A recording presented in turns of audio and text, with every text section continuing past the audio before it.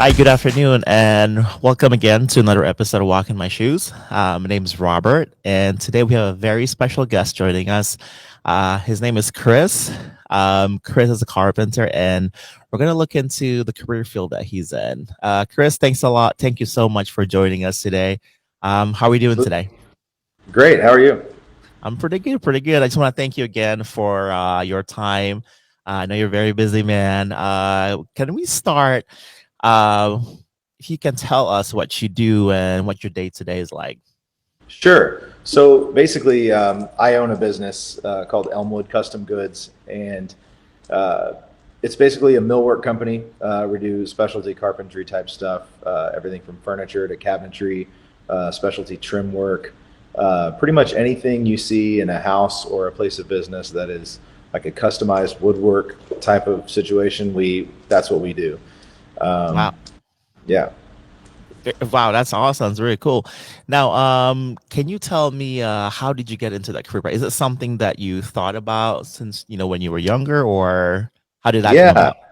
Yeah, so I grew up in the South in Texas, and I always grew up around tools. My dad had a lot of tools in the garage, and in the second house we had an actual shop, and my brother and I each restored an old vehicle with my dad Oh wow, very when cool. we were younger. Yeah, and so I had a lot of experience with tools just growing up. My dad did a lot of projects around the house, a lot of like home repair things. My dad did all of that stuff, and so I learned a lot and had a comfort with tools. And I always just enjoyed making things. So, all of our school projects were kind of taken to an extreme. We were the kids that showed up with the craziest stuff because we That's just loved awesome. making things and working with our hands. And so that's kind of my background. That's kind of how I got into it. And when I was in college, I first started college, I needed a desk. And I was looking at the price of desks and I thought, well, I can build a desk, Oh And wow. so that was really the first thing that kind of bit me, but the bug bit me when I built that desk. I enjoyed, you know, taking raw material and turning it into something that wouldn't have existed had I not thought through a process and actually put some tools to it to make it happen. All right. Now, you mentioned you went to college. What did you study in school? So I started school in Texas at a community college, Okay. and did 3 years there and got my associate's degree and just general associate's degree, and then I actually graduated from Capital University here in Columbus in 2009 with a bachelor's in marketing. Okay. So Now that's I guess your business rely a lot on skills, of course, but what about the carpentry part? Is that something you studied over time as well, like at a special you have to get a special education for it? Or just like how did you be able to get to the point where you're at today? sure, I was never really into, I'd always built things, I'd always worked with my hands throughout college, but I didn't Okay. really form my business until well after college. And I didn't think of it as a career path until well after college. When I was going to college, I was simply trying to check a box. I was just, For sure. trying to go because that's what I was told I needed to do. I don't think that this career, necessitates a college degree per se. There are schools that teach woodworking. Yeah. There's some really well-known ones out there, but my education mostly came from YouTube, believe it or not. Oh Um, wow. and I know that might sound silly, but I've just kind of got addicted to watching other people work with their hands and Hmm. seeing how they were using tools differently than maybe I had imagined using them, and that kind of just led me to more and more skills and actually practicing the things that I was seeing other people do, and that just helped me develop my skill set. And part of that, and what's allowed me to really be successful in this business, I think, is that I've tried to take on a mentality of a student always. That yes, I'm a professional in this industry, but I never feel like I've got it all figured out. I'm always trying to learn To and learn, be yeah. willing to learn new things to get better at Mhm. my craft. And I think trying to always be a student of what you do is what's really been has worked for me at least, and I think is good Gotcha. advice for anyone. Literally every day is different, as a Yeah. business owner in my industry at least. Hmm. Um, and some days are I'm in the shop the whole day turning out projects. Other days I'm, half in the shop, half in the field. Maybe I'm doing an install. Maybe I'm meeting with customers, or taking meetings. So yeah, every day is a little bit different. Okay. Now, for youth, like who might be interested in going to carpentry, but I mean, I know you mentioned earlier that growing up, you've kind of always been interested in working with tools, and you always kind of had like the knack for it. But for someone who's like, for example, out of high school, and then they find it interesting, but they never worked with tools before, what would you recommend them to do, like to be able to explore into that world, like it says? Sure. Yeah. There's the cool thing about what I do is there's more than one way. There's more than a few ways to do everything. So Hmm. you don't need a ton of tools to get started. Yeah. You can start with a pretty cheap hammer or screwdrivers Yeah. and cheap saws and things that you could find, at thrift stores or like Habitat for Humanity Restore. If you're just trying to get some tools to get started and play with, I think the best way to get started is honestly watch some videos, that are available online of people building different things. Maybe there's something you're interested in building and you want to see how other people are approaching those projects. Watching what they do, how they use their tools, and learning how to be safe with tools Yeah. is good. Also, if you know someone, like if your parents, have some tools for working around the house and fixing small things, you can get started there. Or, extended family members or friends that may have some of those things, they could let you borrow or show you how to use or whatever. Any of that is a good way to get started and get your feet wet and see if it's something you really would be interested in. A lot of businesses like mine nowadays aren't necessarily hiring highly Yeah. skilled people. Yeah. As a business owner, I'm certainly find myself a lot more willing to train people the way that I want them to be able to use tools and be proficient. So yeah, if it's something you're interested in, and you want to pursue, seeking out a business similar to mine is not a bad option. All right. Very cool. Now, when you decided you were gonna, start your own business, what was that process like? Because you could have gone somewhere and worked for a company, for example. Sure. But what made you want to decide to go that route? I guess. Yeah, that's an interesting question because I was working for a lumber company in town, and I was sitting behind a desk. I was doing a lot of computer work and sending in orders for people to build houses and things like that.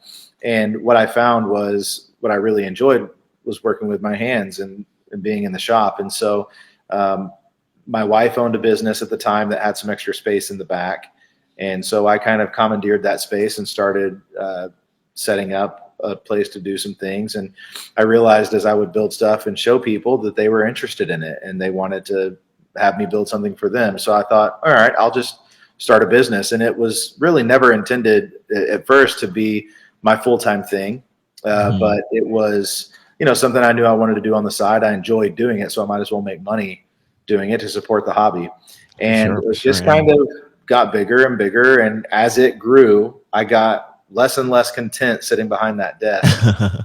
And I decided I needed to be, doing this full time. So as of right Hmm. now, this summer, it'll be 3 years that I've been full time with the business. That's awesome. Um, Congratulations. Yeah, that's a yeah, thanks. milestone. Yeah. Yeah, That's awesome. Now, I know, like I feel the carpentry skill is like almost a lost art. Um, as a homeowner, recent homeowner, I started living in apartments, and then as you get bigger and bigger, the family gets bigger, you start renting houses, and you finally move to your own place. And sure. then I noticed that when you have your own place, you can't call on your landlord anymore, Yeah, obviously. And sure. then and then you start, like professionals like like it's definitely worth it to hire someone, a professional come in. But there's like small things that I think I can do this. Right. And boy, I tell you, it's an eye Yeah, it opening absolutely is. experience. Yeah. Why do you think like people are shifting away from carpentry? As I guess like less and less people are doing it. Sure. I think it's just like any job that's more of a manual labor that's Hmm. physical. I think with physical jobs, your number of years that your body can handle working, physically, especially in a Yeah. lot of guys that work outside year round and all the different weather conditions, it takes a toll on your body over years. Um, But I think that there's been in our country, this is just my feeling, in the United Hmm. States, there's been this push since I was in middle school of that you have to go to college and you Yeah. absolutely have to get that degree or no one will hire you. And I don't think that that's super true anymore. I think that it was. I think for my parents' generation, that's what they learned. And so Hmm. they kind of instilled that in my generation of, well, you have to go to school because that's how College. Yeah. you really make good money. But I think my generation and the generations that are coming after me are realizing that there's more to it than just making great money. For sure. And to be fair, a lot of trades pay very, very well. Yeah. I have learned that I tend to make more money working for myself than I've ever made working for anyone else. So, and Hmm. it's not just about the money. I get a lot of gratification out of doing something I really love doing and not feeling like I'm punching the clock for someone else. And I'm Hmm. not saying everyone should own a business. I don't think it's for everyone. If Absolutely. I had to own a business that was doing something other than what I really love, I probably wouldn't say it was worth it. Yeah. But I happen to really enjoy it, and that makes it a lot easier uh, to do. But yeah, I think that there's been a focus on college education and people pursuing a career that way. But I think the trades are kind of making a comeback. People are realizing that Yep. you always need electricians and It's plumbers true. and carpenters and welders. Those people are always needed. And so I think people will find if they chose to go the route of a trade, even if they go to trade school or learn Hmm. on the job as I have, I think they'll find that they can make a really solid career for themselves. Okay, I completely agree with that. And so owning a business, of course, takes a lot of courage. And you said have a couple of part-time employees working with you. And how do you get the skills to start a business and manage your own team? I say. Yeah, it's that's a loaded question.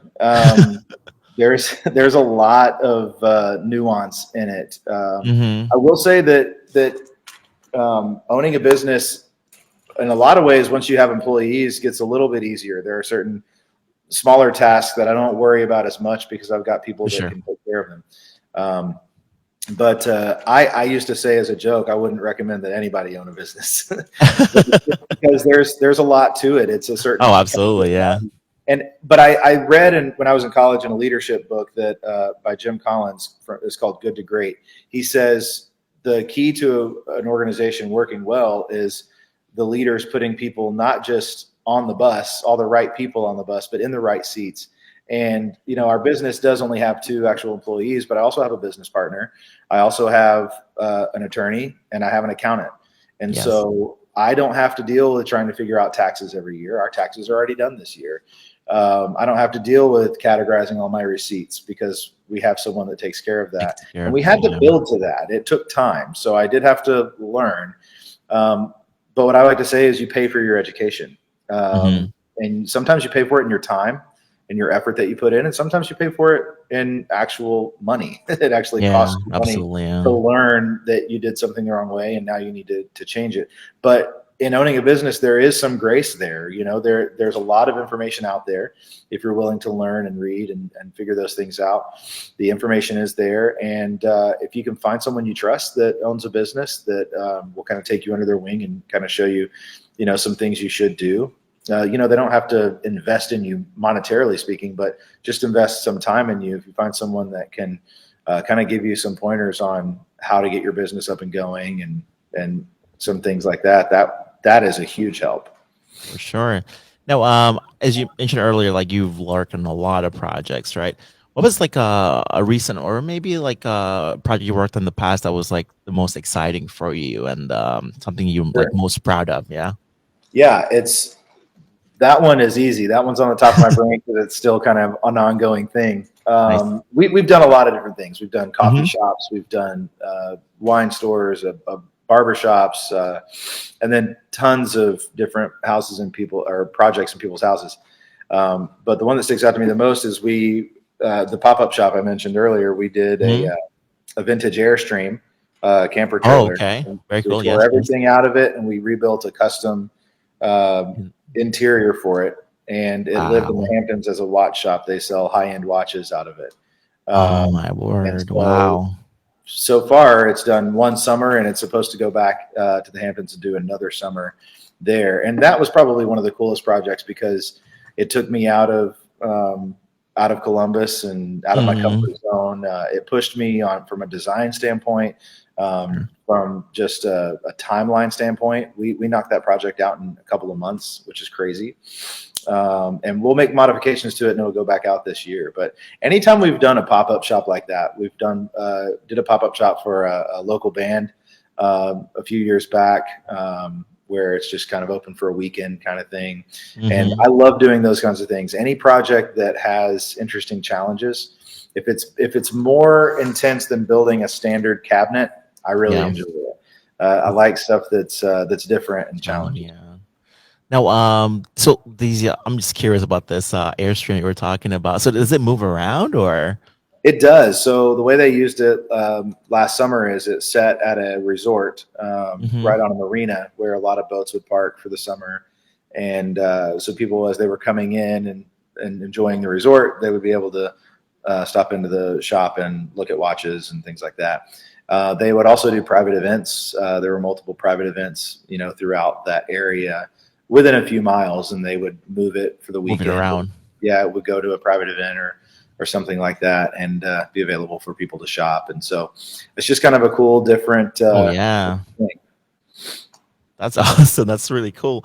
Yeah. Now, what would you say to a youth who's, trying to figure out, because we were all at that point, younger, and we're kind of trying, like you said, you kind of went to college to check the box, right? Mm-hmm. And you went through the whole process, and then you have your opinions about college, of course. But like for a youth who's like, just finishing, high school, or they're in the middle of college right now, who's like, kind of trying to decide what they want to do, what would you tell them? Advice would you give them? My advice would be just like focus on the things you really like, Mhm. that are pretty obvious to you. I think there's a lot of pressure on kids coming out of high school, Yeah. um, and that's kind of a societal thing, and that's okay. I mean, yeah, you got to figure out what are you going to do, and but my advice would be give yourself some grace, go easy on yourself. You don't have to have it all figured out by the time you're 20 or the time you should. A lot of people graduate college with a degree in one thing and end up doing something totally Something different. else. Yeah. That happens probably more times than not. I mean, there's a lot of people that, hey, I want to be a lawyer, or I want to be a doctor, and they go specifically for those things. And when they get out, they do that. And I think that's Yeah. amazing. But everyone's different, and everyone has different talents, different desires, different aspirations for their career. And so I think it's important that you just take time.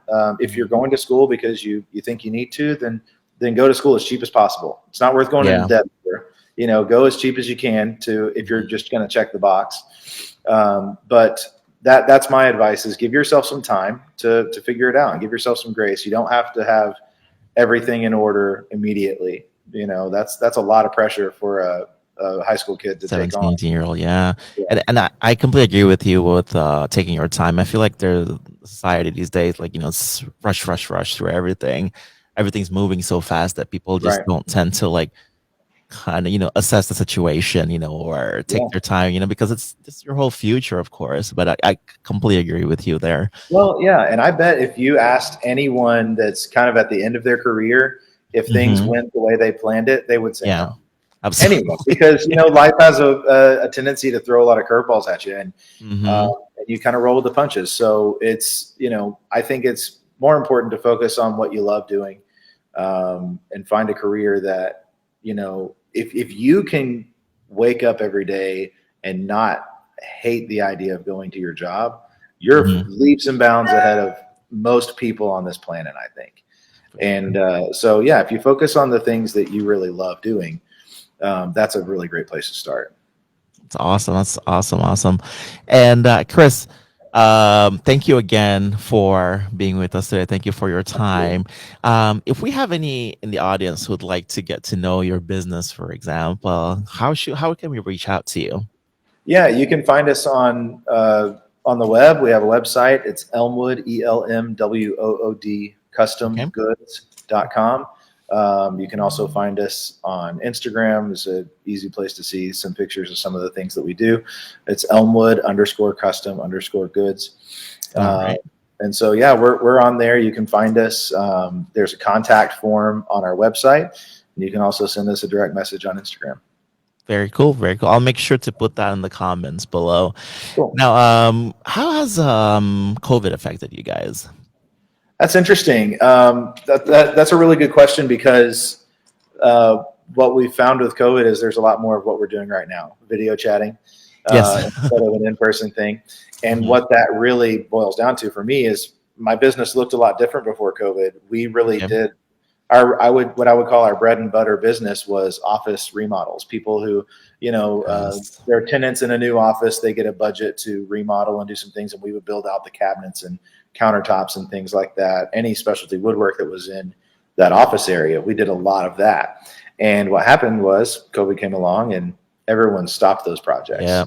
And they have not come back, at least for our Oh business. They my haven't. goodness. Wow. There's not a lot of businesses are rethinking if they even want to have a brick and mortar Please, yeah. office for people. A lot of people worked from home and it was very successful for them. So, a lot of them don't see the point in having that expense anymore. So the beauty of our business is that we're able to pivot. We make Yeah. things from raw materials. So Mhm. those things can take whatever form we really want them to be. And so we started focusing our efforts more on the residential side of things. Mhm. And the commercial side is starting to come back. We're starting to see more opportunities to bid special projects and things. But yeah, the residential side of the business just picked up. People were at home Oh more. yeah. People had, some in some cases, some extra money. They weren't spending as much money going out as they were in the, before. And so they got to sitting around their house, realizing the things they wanted to change. And so the phone rang a lot, so to speak, when people started realizing they wanted a different table or they wanted some cabinets in a corner of their house or whatever. So yeah, that it's interesting how those shifts happen, but that's Mhm. the thing about owning a business. Things change and you just have to kind of be prepared to adjust as Absolutely. Yeah. we can't really control what happens in the economy or with a health crisis type thing with COVID. Can't control that. You can only Yeah. control how you respond to it. And so, yeah, that's what we had to do. No, and I was completely aware of the lumber shortage that we had, and Right. how did that affect you? Did it like the demand go down because of that, or? Yeah. So the it's hard to say there was ever really a shortage so much as there was an inability to supply it as fast as people wanted it. Gotcha. So the prices started to go sky high. Mhm. It was. I think the worst effect was in the new home market. Yeah. People who are building new houses. That's where it really um, got very expensive. We're still seeing some really high prices on our sheet goods that we use, like plywood and things like that. We're still seeing a lot higher than normal pricing for things like that. I am finding I tried to order drawer glides for a project yesterday, and my supplier told me they've got 70,000 of them on back order. So 70,000. 70,000. So we're seeing a lot. Like we just can't meet demand on a lot of things right now. And what that means is that some people's projects are going to sit and wait, or we have to find a different option for them. It's that again, that just kind of pivoting when things change. Yes. But yeah, it's a very fluid market right now. It seems we luckily weren't crazy affected in terms of cost. We bid our projects, one at a time, and Okay. so we can kind of roll with changing prices. What we have found is that we've got some people who may have afforded a project before say, yeah, that's a little high now. But that's the way the material goes. It's possible 6 months from now it could be back down to a better price, and now that person can afford that project. But that's kind of the way we've proceeded. Is just as it's changing, we're trying to pay really close attention to it. That's all. I mean, you gotta keep an eye on it. And you Yeah. mentioned that with COVID and the lumber shortage, there was this, you had to pivot, right? Mhm. And how do you like what's the thought process as things are happening? Do you make that decision with the team, or do you have how do you assess the situation, make decision based on what's happening?